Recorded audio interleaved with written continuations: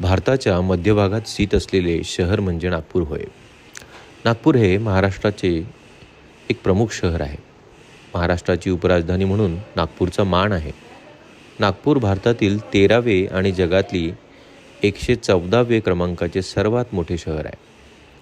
नागपूर शहराची स्थापना गोंड राजाने केली. त्यानंतर राजा भोसले यांच्या उपरांत मराठा साम्राज्य म्हणून नागपूर उदयास आले. 19व्या शतकात इंग्रजांच्या हुकूमतीत मध्य प्रांत व बेरारची राजधानी म्हणून नागपूरचा उल्लेख सापडतो. देशाला स्वातंत्र्य मिळाल्यावर 1 मे 1960 रोजी राज्याची पुनर्रचना करताना नागपूर महाराष्ट्राची उपराजधानी म्हणून उदयास आली.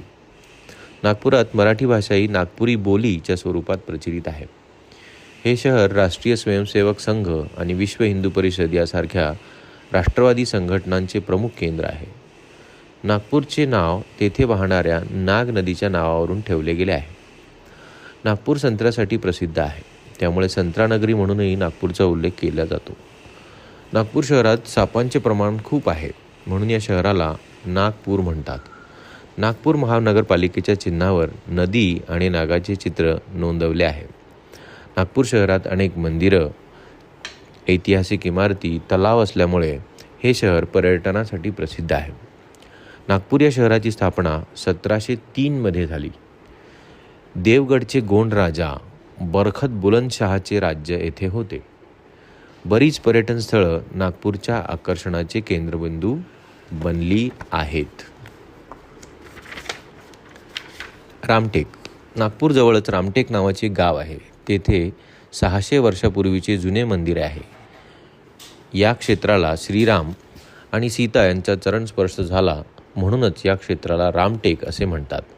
संस्कृत कवी कालिदासाने लिहिलेल्या मेघदूतम या प्रसिद्ध काव्यातही रामगिरी म्हणून या जागेला वर्णिलेले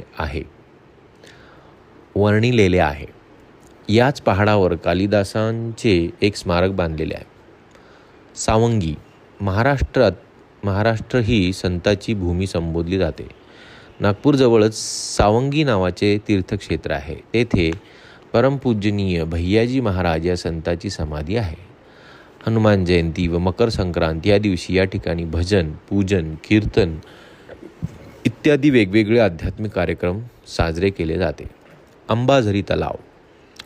शहराच्या पश्चिम भागात हा तलाव आहे. सगळीकडे सुंदर झाडांची, फुलांची दाटी असलेली अशी अतिशय रमणीय जागा आहे. या तळ्यात संगीतयुक्त फवारा आहे. अतिशय सुंदर बगीचा या ठिकाणाचे आकर्षण आहे. बालाजी मंदिर.